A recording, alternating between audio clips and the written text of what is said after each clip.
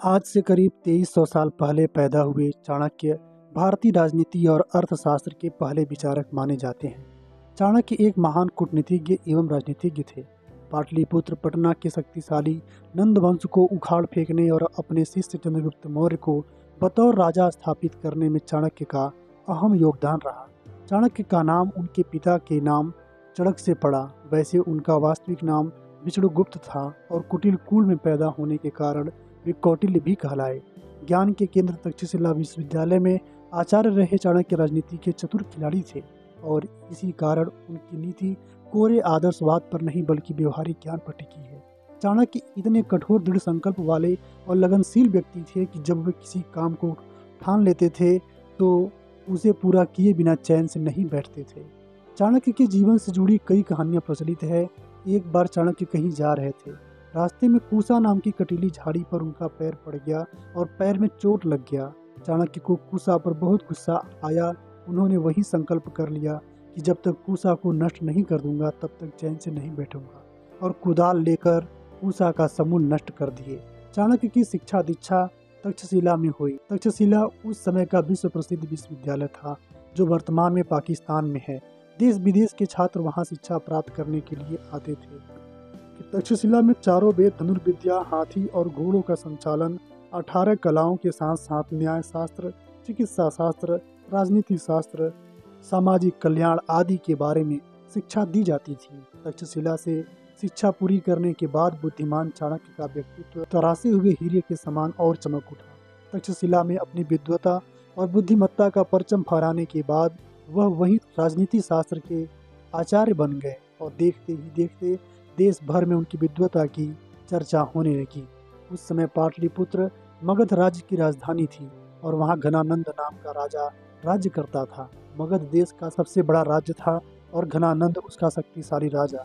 लेकिन घनानंद के अत्यंत लोभी होने के नाते अक्सर प्रजा नाराज रहती थी। चाणक्य एक बार देश हित में एक प्रस्ताव लेकर घनानंद के पास गए। वे चाहते थे कि छोटे छोटे राज्यों में बटे देश को आपसी वैर भावना भूल कर एक सूत्र में पिरो सके। लेकिन घनानंद ने चाणक्य का न केवल प्रस्ताव ठुकरा दिया बल्कि उन्हें अपमानित करके दरबार से बाहर निकाल दिया। और घनानंद के इस कृत्य से चाणक्य के स्वाभिमान को ठेस पहुंची और फिर अपने अंदाज में उन्होंने चोटी खोलकर दृढ़ संकल्प किया कि जब तक वह घनानंद का समूल नाश नहीं कर देंगे तब तक चोटी में गांठ नहीं लगाएंगे। जब घनानंद को इस संकल्प की बात का पता चली तो उन्होंने क्रोधित होकर चाणक्य को बंदी बनाने का आदेश दे दिया। लेकिन जब तक चाणक्य को बंदी बनाया जाता तब तक वे वहां से निकल चुके थे। महल से बाहर आते ही उन्होंने सन्यासी का वेश धारण किया और पाटलिपुत्र में ही छिप कर रहने लगे। एक दिन चाणक्य की भेंट बालक चंद्रगुप्त से हुई जो उस समय अपने साथियों के साथ राजा और प्रजा का खेल खेल रहा था। चाणक्य को चंद्रगुप्त में भावी राजा की झलक दिखाई देने लगी। उन्होंने चंद्रगुप्त के बारे में विस्तृत जानकारी हासिल की और उसे अपने साथ तक्षशिला ले गए। वहां चाणक्य ने चंद्रगुप्त को वेद शास्त्रों से लेकर युद्ध और राजनीति तक की शिक्षा दी। लगभग 8 साल तक अपने संरक्षण में चंद्रगुप्त को शिक्षित करके चाणक्य ने उसे एक शूरवीर बना दिया। दूसरी ओर विश्व विजय पर निकले यूनानी सम्राट सिकंदर विभिन्न देशों पर विजय प्राप्त करता हुआ भारत की ओर आ रहा था। गांधार का राजा आम्भी सिकंदर का साथ देकर अपने पुराने शत्रु राजा पुरु को सबक सिखाना चाहता था। चाणक्य को आम्भी की यह योजना पता चली तो वे आम्भी को समझाने के लिए गए। आम्भी से चाणक्य ने विस्तार पूर्वक बातचीत की। चाणक्य ने आम्भी को समझाना चाहा और विदेशी हमलावरों से देश की रक्षा करने के लिए उसे प्रेरित करना चाहा, किंतु आम्भी ने चाणक्य की एक भी बात नहीं मानी। वह सिकंदर का साथ देने के लिए कटिबद्ध रहा। कुछ ही दिनों बाद जब सिकंदर गांधार प्रदेश में घुसा तो आम्भी ने उसका जोरदार स्वागत किया।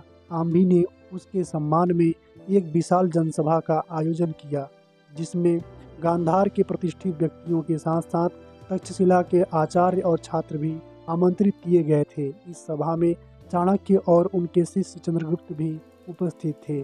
सभा के दौरान सिकंदर के सम्मान में उनकी प्रशंसा के पुल बांधे गए। उसे महान बताते हुए देवताओं से उसकी तुलना की गई। सिकंदर ने भारतीयों को धमकी सी दी कि उनकी भलाई इसी में है कि वे उसकी सत्ता स्वीकार करें। चाणक्य ने सिकंदर की इस धमकी का खुलकर बड़ी ही संतुलित भाषा में विरोध किया। वे विदेशी हमलावरों से देश की रक्षा करना चाहते थे। चाणक्य के विचारों और नीतियों से सिकंदर प्रभावित अवश्य हुआ, लेकिन विश्व विजय की लालसा के कारण वह युद्ध से विमुख नहीं होना चाहता था। सभा समाप्ति के बाद चाणक्य ने चंद्रगुप्त के सहयोग से तक्षशिला के 500 छात्रों को संगठित किया और उन्हें लेकर राजा पुरु से भेंट की। चाणक्य को देश हित में पुरु का सहयोग मिलने में कोई कठिनाई नहीं हुई।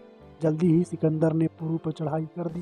पुरु को चाणक्य और चंद्रगुप्त का सहयोग प्राप्त था, इसलिए उसका मनोबल बढ़ा हुआ था। युद्ध में पुरु और उसकी सेना ने सिकंदर के छक्के छुड़ा दिए, लेकिन अचानक सेना के हाथी विचलित हो गए, जिससे पुरु की सेना में भगदड़ मच गई।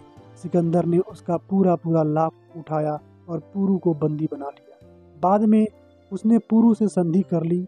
यह देखकर चाणक्य ने चंद्रगुप्त को साथ लेकर पुरु का साथ छोड़ने में ही भलाई समझी। इसके बाद चाणक्य अन्य राजाओं से मिले और उन्हें सिकंदर से युद्ध के लिए प्रेरित करते रहे। इसी बीच सिकंदर की सेना में फूट पड़ गई।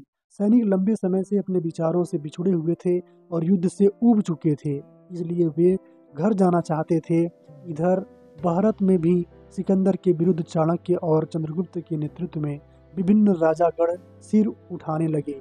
यह देखकर सिकंदर ने यूनान लौटने का फैसला कर लिया। कुछ ही दिनों में बीमारी से उसकी मौत हो गई। अब चाणक्य के सामने घनानंद का राज छीनकर एक विशाल सम्राट की स्थापना करने का लक्ष्य था। इस बीच चंद्रगुप्त ने देश प्रेमी क्षत्रियों की एक सेना संगठित कर ली। अतः चाणक्य ने चंद्रगुप्त को मगध पर आक्रमण करने को प्रेरित किया। अपनी कूटनीति के बल पर चाणक्य ने चंद्रगुप्त को मगध पर विजय दिलवाई। इस युद्ध में राजा घनानंद की मौत हो गई। चाणक्य ने चंद्रगुप्त को मगध का सम्राट घोषित किया। चंद्रगुप्त अपने गुरु चाणक्य को महामंत्री बनाना चाहता था, किंतु चाणक्य ने यह पद स्वीकार नहीं किया। वह मगध के पूर्व महामंत्री राक्षस को ही यह पद देना चाहते थे, किंतु राक्षस पहले ही कहीं छिप गया था और अपने राजा घनानंद की मौत का बदला लेने का अवसर ढूंढ रहा था। चाणक्य यह बात जानते हुए भी राक्षस को खोजने के लिए गुप्तचर लगा दिए और एक कूटनीतिक चाल द्वारा राक्षस को बंदी बना लिया। चाणक्य ने राक्षस को कोई सजा नहीं दी, बल्कि चंद्रगुप्त को सलाह दी कि वह उसके तमाम अपराध क्षमा करके उसे महामंत्री पद पर प्रतिष्ठित करें। चाणक्य खुद गंगा के तट पर एक आश्रम बनाकर रहने लगे। वहीं से वह राज्य की रीति नीति का निर्धारण करते और चंद्रगुप्त को यथा योग्य परामर्श देते रहते। अपनी प्रखर कूटनीति के द्वारा आचार्य चाणक्य ने बिखरे हुए भारतीयों को राष्ट्रीयता के सूत्र में पिरोकर महान राष्ट्र की स्थापना की। किंतु विशाल मौर्य साम्राज्य के संस्थापक होते हुए भी वे अत्यंत निर्लोभी थे। पाटलिपुत्र के महलों में न रहकर वे गंगा तट पर बनी एक साधारण सी कुटिया में रहते थे और गोबर के उपलों पर अपना भोजन स्वयं तैयार करते थे। चाणक्य द्वारा विस्थापित मौर्य साम्राज्य एक महान साम्राज्य बन गया। चंद्रगुप्त ने उनके मार्गदर्शन में लगभग 24 वर्ष राज किया और पश्चिम में गांधार से लेकर पूर्व में बंगाल और उत्तर में कश्मीर से लेकर दक्षिण में मैसूर तक एक विशाल साम्राज्य की स्थापना की।